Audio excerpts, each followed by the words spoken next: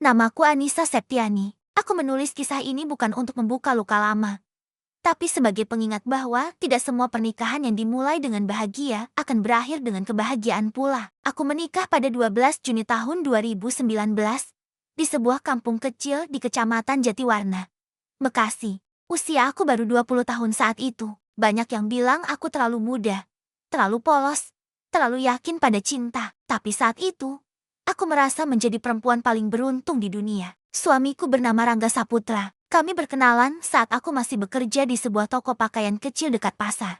Rangga bukan pria yang pandai merayu. Ia pendiam. Wajahnya datar dan jarang tersenyum. Tapi justru itu yang membuatku jatuh cinta. Aku mengira sikap dinginnya adalah tanda kedewasaan. Pernikahan kami berlangsung sederhana. Tidak ada pesta mewah. Hanya tenda biru, kursi plastik, dan senyum tetangga yang ikut mendoakan. Saat Rangga mengucapkan ijab kabul, tanganku gemetar, air mataku jatuh pelan. Aku percaya, hidup baruku akan dimulai hari itu. Setelah menikah, aku tidak langsung tinggal terpisah. Rangga mengajakku tinggal di rumah orang tuanya. Katanya, sementara saja, sampai kita mapan. Aku mengangguk. Lagi-lagi, aku terlalu mudah percaya. Rumah itu milik ibunya Bu Asih. Pertama kali bertemu Bu Asih, aku berusaha tersenyum selembut mungkin. Ia menatapku lama dari ujung kepala sampai kaki. Tatapannya bukan tatapan hangat seorang ibu yang menerima menantu, melainkan tatapan penuh penilaian. Kamu kelihatan masih seperti anak sekolah, katanya datar. Aku tertawa kecil, mencoba mencairkan suasana. Iya, Bu, Anissa memang masih belajar banyak. Bu Asih tidak membalas senyumku. Ia hanya berbalik masuk ke dapur. Hari-hari awal pernikahan kami terlihat baik-baik saja. Aku bangun paling pagi, membersihkan rumah, memasak, mencuci, melakukan semua yang menurutku adalah kewajiban seorang istri dan menantu. Aku ingin diterima. Aku ingin dianggap pantas mendampingi anaknya. Namun Rangga, ia semakin hari semakin pendiam. Jika pulang kerja, ia langsung masuk kamar, menatap ponsel, atau tertidur. Saat aku bercerita tentang hariku, ia hanya menjawab singkat. Iya, capek. Aku menghibur diriku sendiri. Mungkin ia lelah bekerja. Mungkin ini hanya masa penyesuaian. Aku tidak tahu. Saat itu badai sudah mulai mengintip dari balik pintu dapur bersama tatapan Bu Asih yang selalu mengawasiku dalam diam. Aku belum sadar bahwa pernikahan ini bukan hanya tentang aku dan suamiku, tapi tentang bagaimana aku perlahan akan kehilangan diriku sendiri. Dan itu baru permulaan. Aku baru menyadarinya beberapa minggu setelah statusku resmi berubah menjadi istri. Pagi-pagi sekali, aku sudah berada di dapur. Bau nasi hangat mengepul. Suara wajan beradu pelan. Aku ingin semuanya sempurna. Bu Asih selalu bangun lebih pagi dariku. Dan entah kenapa, kehadiranku di dapur seperti tidak pernah benar di matanya. Kamu potong bawangnya terlalu besar, ucapnya tanpa menoleh. Iya, Bu, maaf. Jawabku cepat, lalu memperbaiki potonganku. Belum sempat aku menarik napas lega, komentarnya kembali datang. Masaknya jangan terlalu asin. Rangga enggak suka. Aku mengangguk lagi. Padahal Rangga tak pernah sekalipun mengatakan itu padaku. Setiap hari seperti ujian tanpa soal yang jelas. Apapun yang kulakukan selalu terasa kurang. Jika aku terlalu diam, aku dianggap tidak sigap. Jika aku bertanya, aku dianggap tidak tahu diri. Jika aku beristirahat sebentar, Bu Asih akan menghela napas panjang. Seolah keberadaanku adalah beban. Yang paling menyakitkan bukan kata-katanya, tapi sikap Rangga yang memilih diam. Suatu malam, setelah makan malam yang sunyi, aku memberanikan diri bicara pada suamiku di kamar. Lampu sudah redup, kipas angin berputar pelan. Mas, apa aku salah terus ya? Tanyaku pelan. Rangga tidak menatapku. Matanya masih terpaku pada layar ponsel. Kamu baperan, katanya singkat. Ibu cuma ngingetin. Kalimat itu seperti menutup semua pintu pembelaan. Aku ingin menangis, tapi ku tahan. Aku tidak ingin dianggap lemah. Aku tidak ingin dianggap istri yang manja. Hari-hari berlalu, dan aku mulai merasa asing di rumah sendiri. Aku rindu rumah orang tuaku, rindu jati Anissa yang dulu yang tertawa, tanpa takut salah, yang berbicara tanpa menimbang nada suara. Suatu siang, aku mendengar Bu Asih berbicara di ruang tamu. Ia tidak tahu aku sedang di belakang pintu. Sekarang beda ya, punya istri. Pulang ke rumah cuma ke kamar. Ibu ini dianggap apa? Katanya pada Rangga. Aku menahan napas. Iya, Bu, jawab Rangga. Maaf, tidak ada namaku disebut. Tapi aku tahu, akulah yang sedang dibicarakan. Malam itu, aku menangis dalam diam. Bantal basah, dada sesak. Aku menikah bukan untuk merebut anak orang, Bukan untuk memisahkan ibu dan anak. Aku hanya ingin menjadi istri yang baik. Tapi untuk pertama kalinya sejak menikah, satu pertanyaan muncul di kepalaku dan tidak mau pergi. Apakah rumah ini benar-benar tempatku? Dan tanpa kusadari, hatiku mulai bersiap menghadapi sesuatu yang jauh lebih berat dari sekadar rasa tidak diterima. Saat itu aku belum tahu, rasa berat itu akan datang pelan-pelan, menyamar sebagai hal-hal kecil yang tak pernah dianggap masalah. Aku mulai belajar tersenyum lebih sering. Senyum yang kupaksakan setiap kali Bu Asi menatapku dengan wajah datar. Senyum yang kugunakan sebagai pelindung agar air mataku tidak jatuh di depan orang lain. Aku menurunkan suaraku saat berbicara. Aku mempercepat langkah saat berjalan. Aku menghapus kebiasaan lamaku tertawa keras. Semua kulakukan demi satu hal. Tidak memancing ketidaksukaan. Namun anehnya, semakin aku berusaha menyesuaikan diri, semakin aku merasa tidak terlihat. Suatu pagi, aku menyajikan teh hangat untuk Bu Asi. Aku letakkan cangkir itu perlahan di atas meja. Bu, tehnya, kataku lembut. Bu Asi melirik sebentar. Tehnya sudah dingin. Ucapnya singkat. Aku menatap cangkir itu. Uapnya masih naik tipis. Tanganku gemetar, tapi aku tetap mengambil cangkir itu kembali dan menggantinya dengan yang baru. Tidak ada terima kasih, tidak ada senyum. Siang harinya, aku membersihkan kamar Rangga. Baju kerjanya kulipat rapi. Saat ia pulang, aku berharap setidaknya ia akan melihat usahaku. Kok bajuku disimpan di situ? Tanyanya datar. Biar lebih rapi. Mas, jawabku hati-hati. Jangan ubah-ubah lagi. Aku sudah biasa. Aku mengangguk. Selalu mengangguk. Malam itu, saat kami berbaring bersebelahan, aku menatap langit-langit kamar. Jarak kami hanya sejengkal, tapi rasanya seperti dipisahkan oleh tembok tinggi. Aku ingin bercerita, ingin mengeluh, ingin jujur bahwa aku lelah. Tapi aku takut. Takut dianggap berlebihan. Takut dibilang tidak bersyukur. Takut dicap istri yang tidak tahu diri. Beberapa hari kemudian, Bu Asi tiba-tiba berkata di depan Rangga, perempuan itu harus tahu posisinya. Jangan mentang-mentang sudah jadi istri, lupa kalau masih numpang. Kata numpang itu menempel di kepalaku, bergema, menyakitkan. Rangga hanya diam, tidak membantah, tidak menoleh padaku. Sejak saat itu, aku sadar satu hal yang membuat dadaku sesak. Aku bukan istri di rumah ini, aku hanya tamu yang terlalu lama tinggal. Dan di balik senyum yang kupaksakan setiap hari, ada rasa takut yang mulai tumbuh. Takut bahwa kebahagiaan yang kuimpikan sejak hari pernikahan itu perlahan menjauh. Dan aku tak tahu bagaimana cara mengejarnya kembali. Sampai suatu hari, sebuah kejadian membuatku sadar bahwa kebahagiaan itu bukan hanya menjauh tapi terancam hilang sepenuhnya. Hari itu 3 September tahun 2019. Udara terasa lebih panas dari biasanya. Sejak pagi, tubuhku terasa tidak enak, kepalaku berat, pandanganku beberapa kali berkunang. Namun aku tetap memaksakan diri ke dapur. Aku tidak ingin ada alasan bagi Bu Asi untuk kembali menghela napas panjang. Aku sedang mencuci piring ketika dadaku terasa sesak. Napasku pendek-pendek, tanganku gemetar hebat hingga piring di genggamanku hampir terlepas. Aku berpegangan pada meja dapur, mencoba menenangkan diri. Bu, panggilku lirih ke arah ruang tengah. Anissa pusing. Bu Asi menoleh sekilas. Ya istirahat sebentar kalau pusing, katanya datar. Lalu kembali menonton televisi. Aku mencoba melangkah menuju kamar. Tapi kakiku terasa ringan seperti tidak menyentuh lantai. Dunia berputar pelan. Aku duduk di lantai, bersandar ke dinding, menarik napas dalam-dalam. Saat itulah Rangga pulang lebih awal. Ia melihatku duduk di lantai dapur dengan wajah pucat. Kamu kenapa? Tanyanya. Mas, aku enggak enak badan, jawabku dengan suara hampir habis. Rangga menghela napas. Dari tadi ngapain saja? Aku terdiam. Aku ingin menjawab bahwa aku sudah berusaha sekuat mungkin, tapi kata-kata itu seperti tertahan di tenggorokan. Bu Asi masuk ke dapur. Perempuan itu kalau capek ya istirahat. Jangan drama, katanya sambil melipat tangan di dada. Dulu ibu juga kerja seharian gak pernah ngeluh. Kalimat itu menusukku lebih dalam dari rasa pusing di kepalaku. Rangga membantuku berdiri, tapi tangannya terasa ragu. Sudah, kamu ke kamar saja, ucapnya singkat. Di kamar, aku berbaring dengan mata terpejam. Air mataku mengalir tanpa suara, bukan karena tubuhku sakit, tapi karena hatiku merasa sendirian. Sore itu aku tidak makan, tidak ada yang menanyakan, tidak ada yang menengok. Aku hanya mendengar suara Bu Asi dan Rangga makan malam di ruang tengah. Tertawa kecil seolah hari ini tidak terjadi apa-apa. Malamnya, Rangga masuk kamar. Kamu jangan terlalu dipikirin, ibu orangnya memang begitu, katanya sambil berbaring membelakangiku. Aku menatap punggungnya. Mas, Aku cuma butuh dimengerti. Ucapku pelan. Rangga tidak menjawab. Di tengah gelap kamar itu, aku memeluk perutku sendiri. Untuk pertama kalinya, muncul ketakutan yang belum pernah kurasakan sebelumnya. Bagaimana jika suatu hari nanti aku benar-benar jatuh, dan tidak ada satupun tangan yang siap menahanku, dan aku tidak tahu.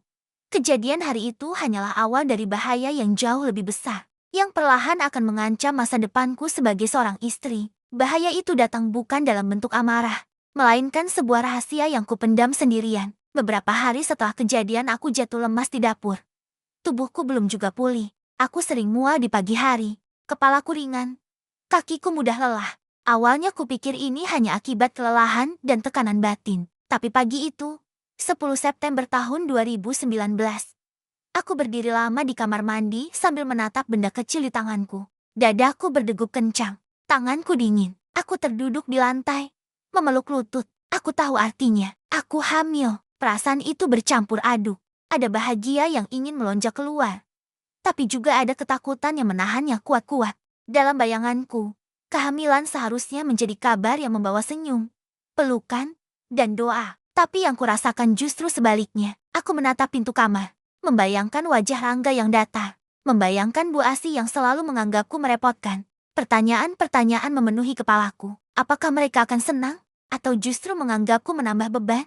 Hari itu, aku menyembunyikan rahasia itu sendirian. Aku tetap memasak, tetap membersihkan rumah, sambil menahan mual yang datang tiba-tiba. Saat Bu Asi melihatku berhenti sejenak di dapur, ia langsung berkata, "Kalau belum apa-apa sudah lemas begitu, nanti gimana ngurus rumah?" Aku menunduk. "Iya, Bu, sore harinya Rangga pulang." Aku ingin sekali berkata jujur, ingin melihat reaksinya. Tapi setiap kali aku membuka mulut, keberanian itu menguap. Malamnya, aku hanya berkata, "Mas, kalau suatu hari kita punya anak, Mas senang?" "Enggak." Rangga terdiam sebentar. "Anak itu tanggung jawab besar." Jawabnya datar. "Belum tentu kita siap." Jawaban itu membuat dadaku sesak. Aku membalikkan badan, berpura-pura tidur, sementara air mata mengalir perlahan. Sejak malam itu, aku memendam semuanya sendiri. Setiap mual, setiap lelah, setiap rasa takut, kutelan dalam diam. Aku mulai sadar, kehamilan ini bukan hanya tentang hadirnya kehidupan baru, tapi juga tentang apakah aku akan semakin sendirian di rumah ini. Dan yang paling membuatku gemetar adalah satu kenyataan pahit. Jika aku saja tak dianggap, bagaimana dengan anak yang sedang tumbuh di dalam diriku? Aku belum tahu. Rahasia ini suatu hari akan terbongkar. Dan saat itu tiba, tidak satu pun dari kami akan sama seperti sebelumnya. Aku hanya tidak menyangka rahasia itu akan terlepas dari mulut orang lain, bukan dariku. Pagi itu, aku kembali mual hebat. Aku berlari kecil ke kamar mandi, menutup pintu, mencoba menahan suara. Aku pikir aman. Aku pikir tak ada yang mendengar. Tapi aku lupa. Dinding rumah ini terlalu tipis untuk menyimpan apapun terlalu lama. Saat aku keluar dari kamar mandi, Bu Asi sudah berdiri di depan pintu kamar. Tatapannya tajam, penuh selidik. "Kamu kenapa akhir-akhir ini begitu?" tanyanya. "Sakit apa?" Aku gugup. Tanganku spontan meremas ujung baju. "Cuma capek, Bu." Bu Asi menyipitkan mata. "Perempuan capek biasanya masih bisa masak. Ini kamu bolak-balik kamar mandi." Aku terdiam. Tanpa menunggu jawabanku, Bu Asi melangkah ke kamar Rangga yang masih bersiap berangkat kerja. Aku mengikuti dari belakang. Jantungku berdegup kencang. "Rangga," panggil Bu Asi. "Istrimu itu jangan-jangan hamil." Kalimat itu meluncur begitu saja, seperti batu yang dijatuhkan ke air tenang. Rangga berhenti mengancingkan kemejanya. Ia menoleh ke arahku. Wajahnya sulit kubaca. Tidak ada senyum, tidak ada keterkejutan yang hangat. Hanya diam. "Benar?" tanyanya singkat. Aku menelan ludah. Kakiku terasa lemas. Aku belum sempat bilang, "Mas," jawabku pelan. Bu Asi menghela napas panjang. "Hamil itu bukan main-main," katanya. "Kondisi kita juga belum siap." Aku menunduk. Kata-kata itu seperti vonis, bukan kabar bahagia. Rangga duduk di tepi tempat tidur. "Kamu sudah periksa?" tanyanya. Aku menggeleng. "Belum, Mas." Ia mengangguk pelan. "Nanti kita bicarakan." "Bukan selamat." "Bukan aku senang. Hanya nanti kita bicarakan." Hari itu Rangga berangkat kerja tanpa berpamitan lebih lama dari biasanya. Bu Asi kembali ke dapur sambil bergumam tentang tanggung jawab dan kesiapan. Aku berdiri sendirian di kamar, menatap dinding kosong. Aku menempelkan tangan ke perutku. "Maaf, Bisikku lirih. Ibu belum bisa melindungimu dengan baik. Sejak hari itu, suasana rumah berubah. Lebih sunyi, lebih dingin. Setiap langkahku terasa diawasi. Setiap keluhanku dianggap berlebihan. Kehamilan yang seharusnya dijaga dengan ketenangan justru menjadi sumber kecemasan. Aku mulai bertanya-tanya dalam diam. Apakah keberadaanku dan anak ini benar-benar diinginkan? Dan tanpa kusadari, aku sedang melangkah masuk ke fase hidup yang akan memaksaku memilih bertahan dengan segala rasa sakit. Atau menyelamatkan diriku sebelum semuanya terlambat. Kalimat itu berputar-putar di kepalaku selama berhari-hari. Sampai akhirnya aku tahu satu hal. Aku tidak bisa terus diam. Aku mulai menetapkan satu tujuan sederhana bertahan dengan caraku sendiri. Jika aku tidak bisa mengubah sikap mereka, setidaknya aku harus memastikan aku dan calon anakku aman, tenang, dan cukup kuat. Pagi-pagi aku bangun lebih awal dari biasanya. Bukan untuk membuktikan apapun pada Bu Asih, melainkan untuk menata napasku sendiri. Aku mulai mencatat setiap kali tubuhku terasa lelah. Setiap kali mual datang. Setiap kali hatiku sesak. Catatan kecil itu kusembunyikan di dalam tas. Aku juga mulai menyisihkan uang belanja. Sedikit demi sedikit.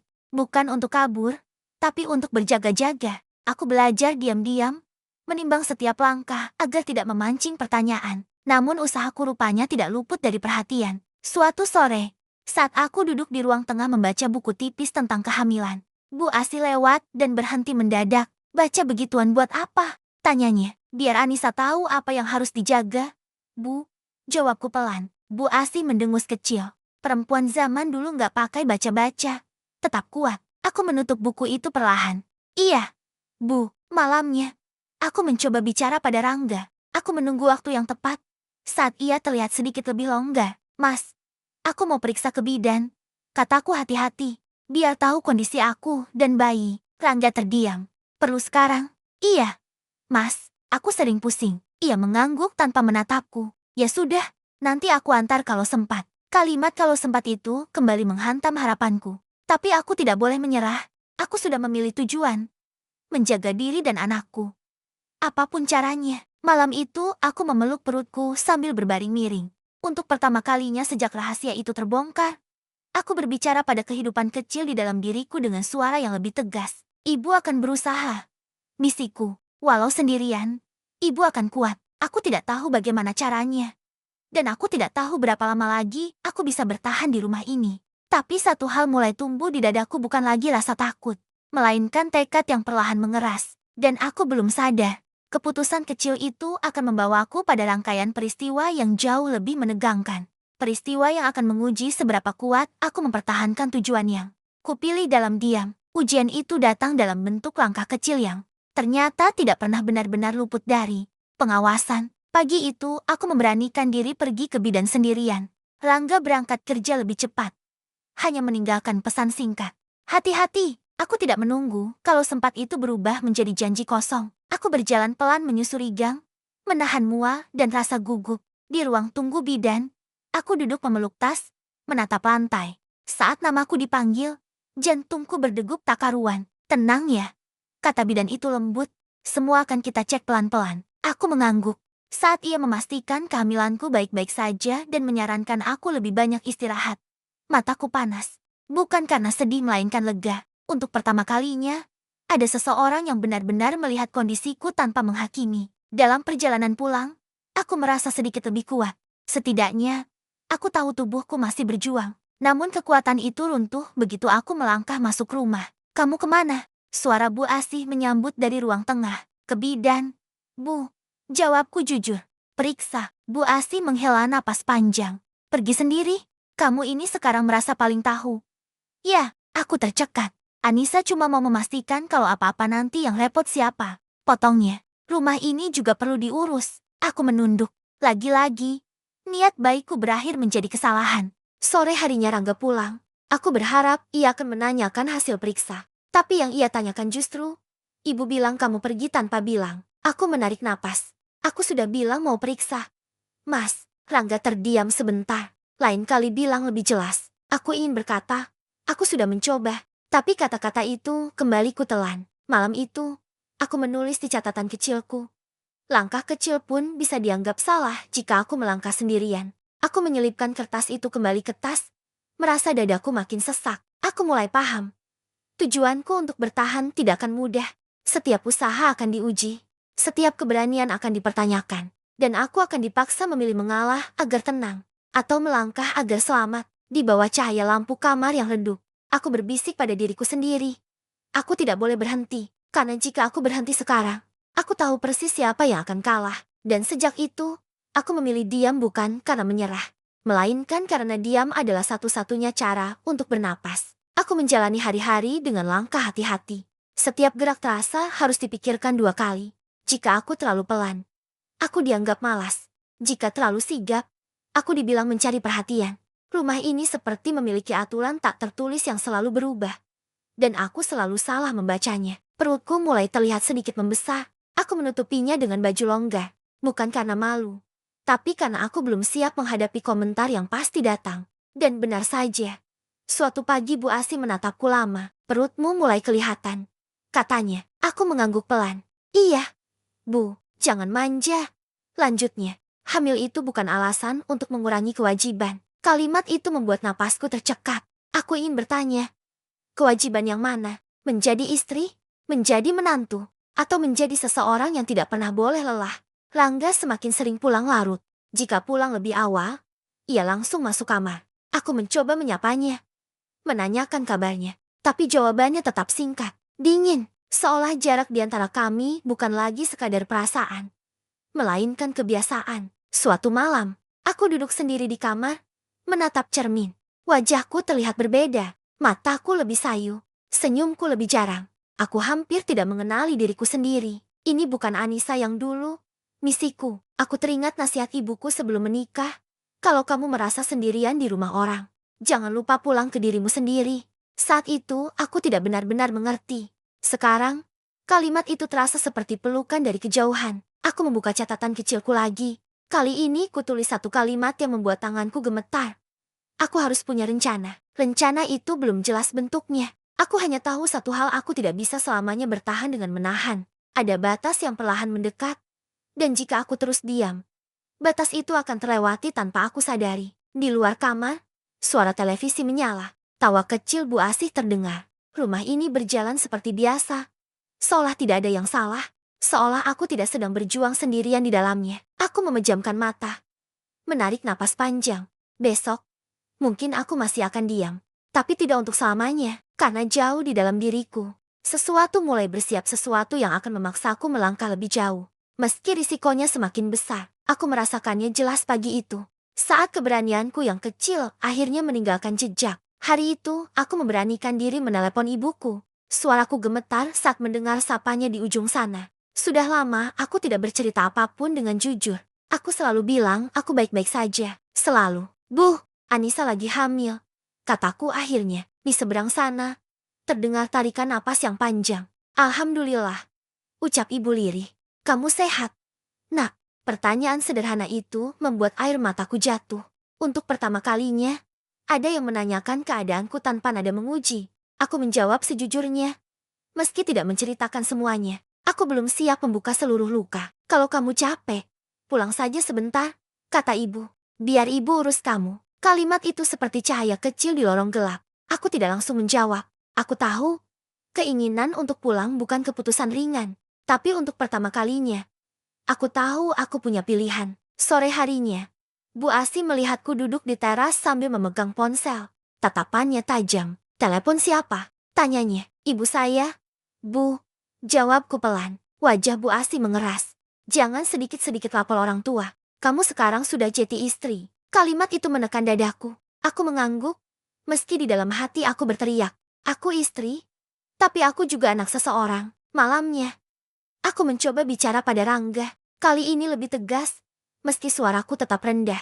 Mas, aku kepikiran pulang ke rumah ibu sebentar, kataku. Bidan bilang aku butuh istirahat lebih. Rangga menatapku lama. Kenapa harus pulang? Aku capek. Mas, jawabku jujur. Aku cuma butuh ditenangkan. Ia terdiam. Wajahnya terlihat ragu. Nanti ibu gimana? Pertanyaan itu kembali menempatkanku di posisi yang sama selalu di antara. Aku menunduk, meremas ujung selimut. Anissa cuma mau jaga kondisi, kataku pelan. Rangga tidak langsung menjawab. Ia akhirnya berkata singkat.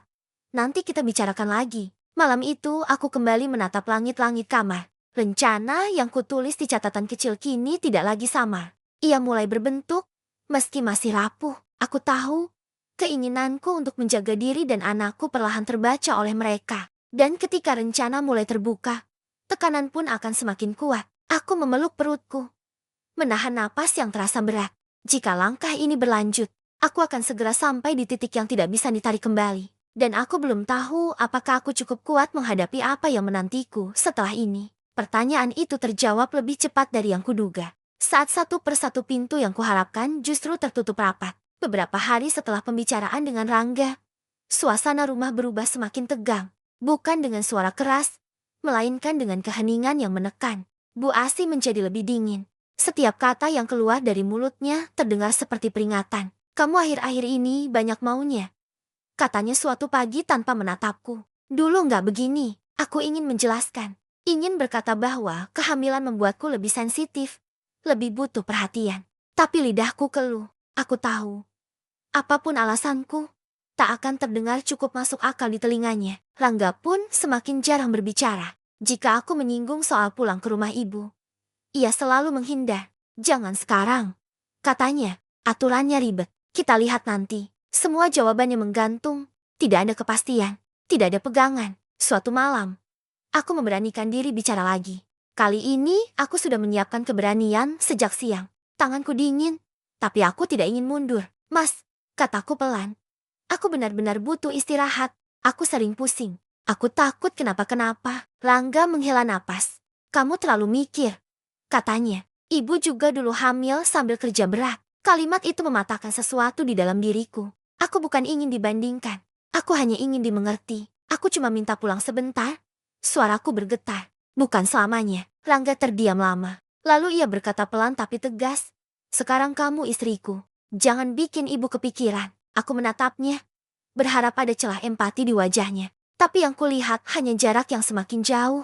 Malam itu, aku menangis tanpa suara. Catatan kecilku kini penuh dengan rencana yang tak pernah terlaksana. Setiap jalan yang kupikir bisa kulalui selalu berujung buntu. Aku merasa terjebak di antara kewajibanku sebagai istri, posisiku sebagai menantu, dan naluriku sebagai calon ibu. Aku duduk di tepi ranjang, memeluk perutku. Maaf, misiku lagi. Ibu sudah berusaha. Di luar kamar, aku mendengar Bu Asi berbicara pada Rangga tentang tanggung jawab, tentang nama baik keluarga, tentang perempuan yang harus tahu diri. Tidak ada satupun kata tentang perasaanku. Saat itulah aku sadar. Semua usahaku untuk bertahan dengan tenang telah gagal.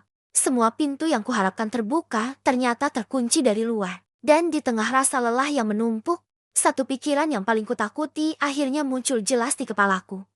Mungkin, satu-satunya jalan yang tersisa adalah jalan yang paling berat. Dan aku tahu, jika aku memilih jalan itu, hidupku tak akan pernah sama lagi. Kesadaran itu datang bersamaan dengan rasa sesak yang tak bisa lagi kutahan. Pagi itu, aku bangun dengan tubuh gemetar. Bukan karena sakit, melainkan karena keputusan yang terus berputar di kepalaku sepanjang malam. Aku duduk lama di tepi ranjang, menatap jendela yang tertutup rapat.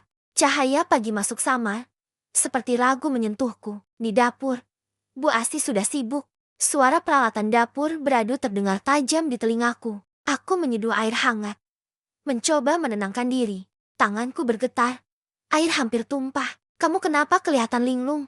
Tanya Bu Asi tanpa menoleh. Aku menelan ludah. Kurang enak badan. Bu, kurang enak badan terus.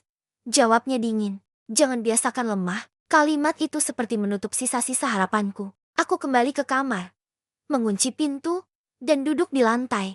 Aku menangis. Bukan tangis keras, tapi tangis yang membuat dadaku nyeri. Aku memeluk perutku, mencoba menenangkan dua jiwa sekaligus. Di tengah tangis itu, aku membuka tas dan mengeluarkan catatan kecilku. Halamannya penuh coretan ragu. Tapi hari itu, satu kalimat kutulis dengan tangan gemetar. Aku harus pergi. Keputusan itu menghancurkan hatiku sendiri. Aku tidak pernah membayangkan harus memilih antara rumah tangga dan keselamatanku. Aku tidak ingin pergi dengan cara ini. Aku ingin dipeluk, diyakinkan, ditemani. Tapi semua itu tidak datang. Siang hari, Rangga pulang lebih awal. Aku menganggapnya pertanda. Aku memberanikan diri. Mas, kataku pelan. Aku mau pulang ke rumah ibu. Sekarang, Rangga menatapku. Lama, kenapa mendadak? Aku nggak kuat. Jawabku jujur. Aku butuh ditenangkan. Rangga terdiam. Lalu ia berkata, dengan nada yang membuat lututku lemas. Kalau kamu pergi, ibu akan kecewa. Kalimat itu bukan larangan, tapi juga bukan dukungan. Itu beban. Beban terakhir yang diletakkan di pundakku. Aku menunduk.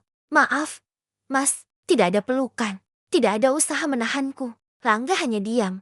Seolah keputusanku bukan sesuatu yang perlu diperjuangkan. Sore itu aku mengemas beberapa pakaian. Tidak banyak. Aku tidak ingin terlihat seperti pergi selamanya. Saat melangkah keluar kamar, Bu Asi berdiri di ruang tengah. Kamu mau kemana? Tanyanya. Pulang ke rumah orang tua saya sebentar. Bu, jawabku dengan suara hampir habis. Bu Asi menghela napas panjang. Jangan sampai bikin malu. Aku mengangguk. Air mataku jatuh tanpa bisa kutahan lagi. Langkah kakiku terasa berat saat keluar dari rumah itu. Setiap langkah seperti meninggalkan bagian dari diriku yang dulu percaya bahwa cinta cukup untuk bertahan. Di depan rumah, aku berhenti sejenak, menatap pintu yang tertutup. Aku pergi bukan karena ingin menyerah.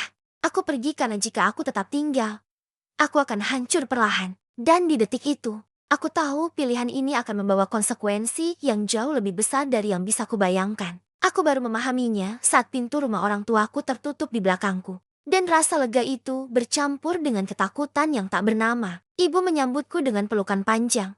Tangannya hangat. Aromanya menenangkan. Aku menangis di bahunya. Lama, tanpa perlu menjelaskan apapun. Ayah hanya berdiri di samping, menepuk punggungku pelan isyarat diam yang berkata, kami di sini. Malam pertama aku tidur nyenyak. Tidak ada suara langkah yang mengawasi. Tidak ada tatapan menilai. Tapi pagi harinya, kenyataan datang mengetuk dengan pelan. Ponselku bergetar. Nama Rangga muncul di layar. Aku menatapnya lama sebelum akhirnya mengangkat. Kamu sudah di rumah orang tuamu? Tanyanya. Iya, Mas. Jawabku. Jangan lama-lama. Katanya. Ibu kepikiran. Aku menutup mata. Mas, aku butuh waktu. Hening di ujung sana. Lalu suara Rangga terdengar lebih datar dari biasanya. Jangan bikin suasana tambah rumit. Telepon terputus. Dadaku terasa kosong. Aku sadar. Jarak ini bukan sekadar fisik. Ada sesuatu yang mengeras di antara kami, sesuatu yang tidak bisa dijembatani hanya dengan waktu. Hari-hari berlalu, ibu mengantarku ke bidan. Memasakkan makanan hangat. Mengajakku berbincang tentang hal-hal kecil. Aku mulai tersenyum lagi. Meski seringkali senyum itu patah di tengah jalan. Setiap malam, aku menunggu pesan dari Rangga. Kadang datang, kadang tidak. Isinya singkat. Kering. Seolah ditulis karena kewajiban. Suatu sore, ponselku kembali berdering. Kali ini dari Bu Asih. Kapan kamu pulang? Tanyanya tanpa basa-basi. Aku menarik napas. Belum tahu. Bu, jangan berlama-lama. Katanya, istri itu tempatnya di rumah suami. Aku ingin menjawab. Rumah yang mana? Tapi suaraku tertahan. Aku hanya berkata, iya, Bu. Telepon ditutup. Aku duduk terdiam. Menatap halaman. Angin sore berhembus pelan. Tapi hatiku berisik. Aku mulai mengerti keputusanku untuk pergi tidak membuat siapapun berusaha menjemputku kembali. Tidak ada permintaan maaf. Tidak ada janji perubahan. Malam itu, aku menulis lagi di catatan kecilku. Jarak ini bukan untuk mendekatkan. Jarak ini membuka kebenaran. Aku memeluk perutku. Merasakan gerak kecil yang menenangkan. Tenang, bisikku. Ibu masih di sini. Namun jauh di lubuk hati. Aku tahu jika jarak ini dibiarkan, ia akan menjadi jurang. Dan jika suatu hari aku diminta memilih untuk melompat kembali, aku harus siap menerima satu kenyataan pahit. Tidak semua yang kita tinggalkan akan menunggu kita pulang. Kalimat itu berubah menjadi kenyataan pahit pada suatu siang yang terasa terlalu sunyi. Aku sedang membantu ibu melipat pakaian ketika ponselku bergetar. Nama Rangga muncul. Entah kenapa, jantungku langsung berdebar tak karuan.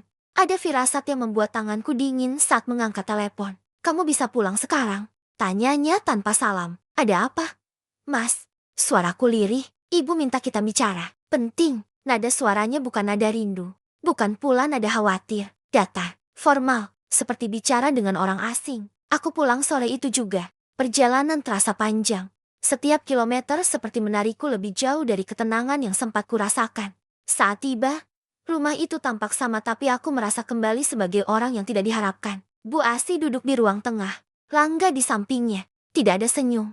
Tidak ada basa-basi. Kamu sudah cukup lama di rumah orang tuamu. Kata Bu Asi membuka pembicaraan. Banyak omongan. Aku menunduk.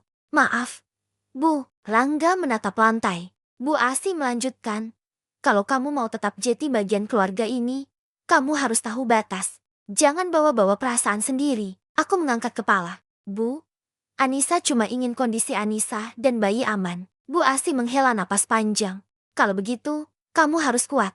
Jangan berharap dimanja. Aku menoleh ke Rangga, mencari setitik pembelaan. Mas, ia terdiam lama. Lalu berkata pelan. Ibu ada benarnya. Kalimat itu seperti menjatuhkan sesuatu di dalam dadaku.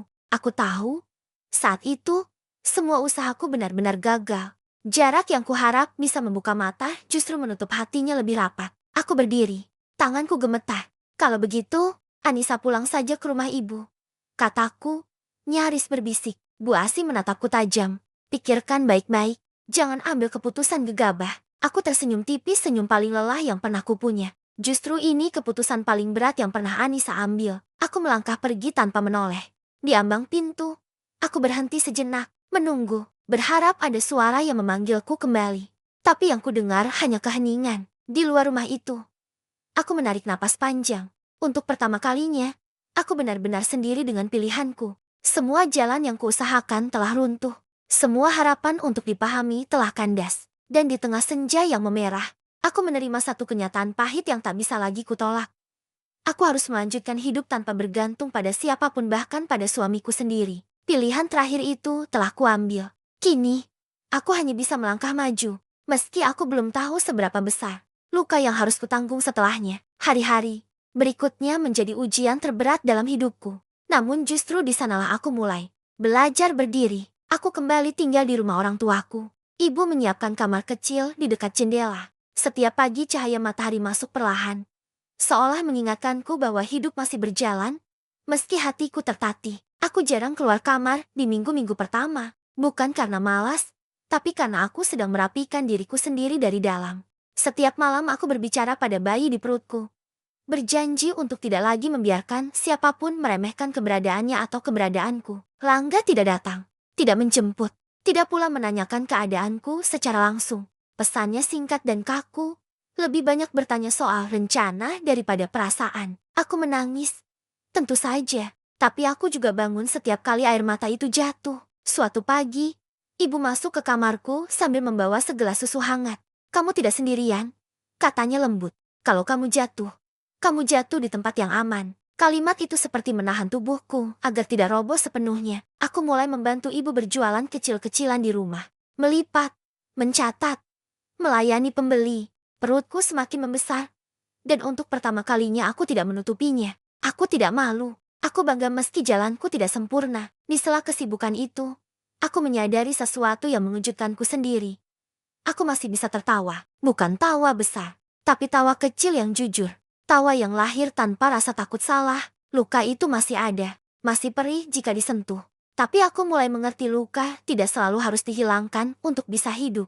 Kadang, ia hanya perlu diterima. Dan di tengah hari-hari yang sederhana itu, aku tahu satu hal dengan pasti. Aku mungkin kehilangan pernikahan yang kuimpikan. Tapi aku tidak kehilangan diriku sendiri. Perjuanganku belum selesai. Tapi untuk pertama kalinya, aku tidak lagi berjalan sendirian. Kesadaran itu membuat langkahku lebih mantap, meski jalannya masih penuh kerikil. Hari-hariku di rumah orang tua mulai teratur. Aku bangun pagi, membantu ibu, lalu beristirahat saat tubuhku meminta. Tidak ada yang menatapku seolah aku beban. Tidak ada yang menghela napas panjang setiap kali aku duduk di rumah ini. Lelahku diakui. Suatu sore, saat aku sedang mencatat pesanan kecil-kecilan, ponselku bergetar. Nama Rangga muncul lagi. Aku menatap layar cukup lama sebelum mengangkatnya. Kita perlu bicara, katanya singkat. Aku mengangguk, meski ia tak bisa melihat. Iya, Mas, kami bertemu di tempat yang netral, tak jauh dari rumah orang tuaku. Rangga duduk di depanku dengan wajah yang sama tenang, dingin, dan sulit dibaca. Aku menunggu. Kali ini, aku tidak terburu-buru bicara. Aku sudah pikirkan semuanya, katanya akhirnya. Kondisi kita tidak mudah. Aku menghela napas. Tidak pernah mudah sejak awal. Mas, ia terdiam, lalu berkata pelan. Ibu juga tidak bisa menerima keadaan ini. Kalimat itu tidak lagi melukaiku seperti dulu. Mungkin karena aku sudah mempersiapkan diri. Aku mengerti, jawabku. Tapi aku juga harus menjaga diriku. Rangga menatapku. Untuk pertama kalinya, Ada keraguan di matanya. Kalau kamu tetap di rumah orang tuamu, bagaimana dengan kita?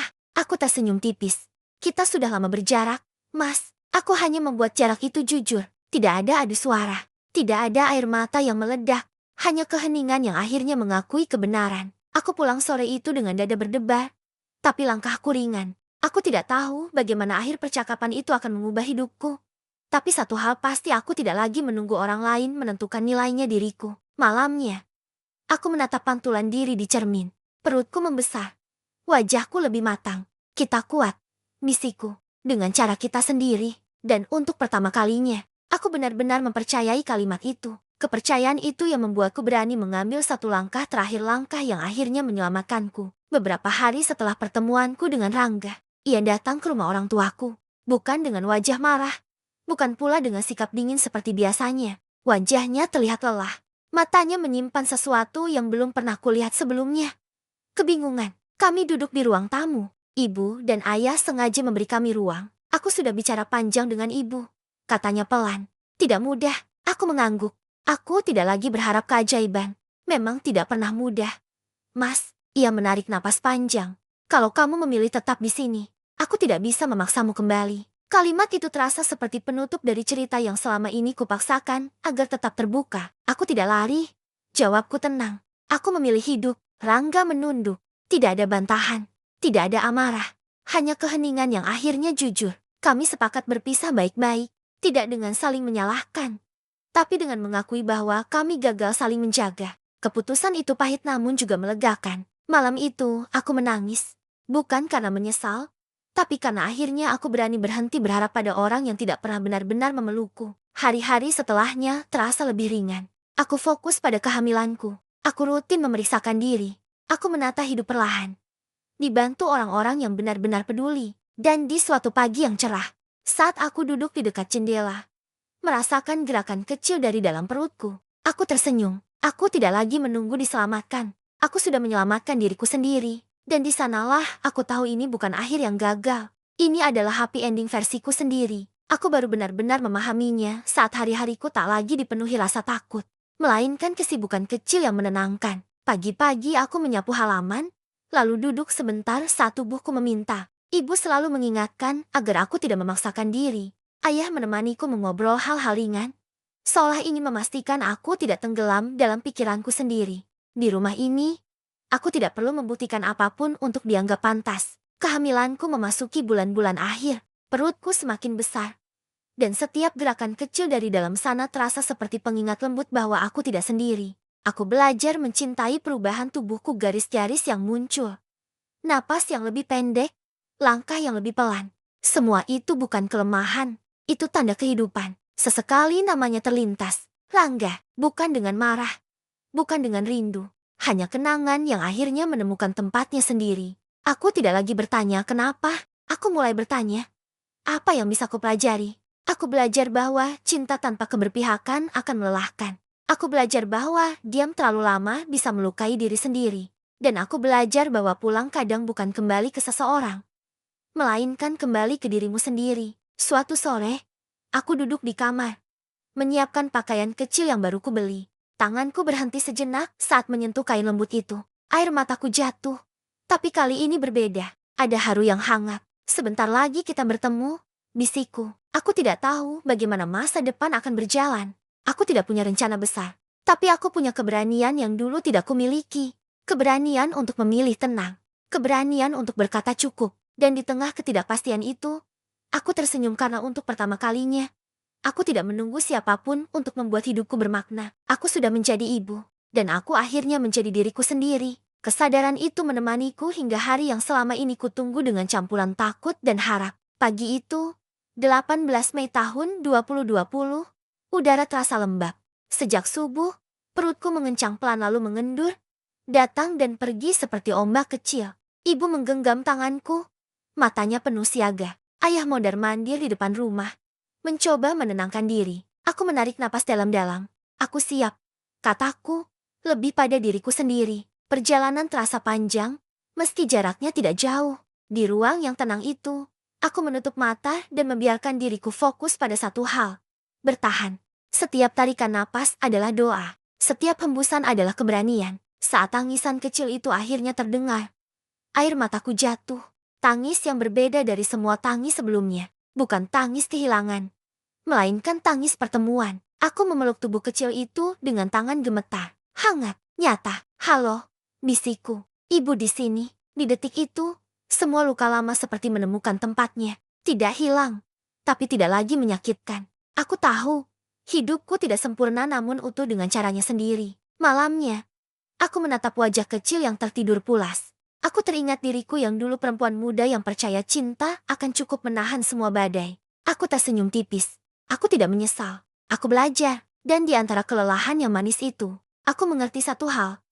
Air mata bisa jatuh untuk banyak alasan dan kali ini, air mataku jatuh karena aku bertahan. Bukan dengan amarah. Bukan dengan pembuktian melainkan dengan menerima dan melangkah. Hari-hari berlalu dengan ritme baru. Tangisan kecil di pagi hari. Tawa kecil yang menyusul. Aku belajar banyak hal dari kehidupan yang baru ini. Tentang sabar. Tentang memaafkan tanpa harus kembali. Tentang mencintai tanpa kehilangan diri sendiri. Sesekali, masa lalu mengetuk pelan. Nama-nama lama. Kenangan lama. Aku tidak menutup pintu dengan kasar. Aku membukanya secukupnya. Mengucapkan terima kasih atas pelajaran, lalu menutupnya kembali dengan tenang. Aku tidak lagi mendefinisikan diriku dari status apapun. Aku adalah perempuan yang pernah jatuh dan memilih bangkit.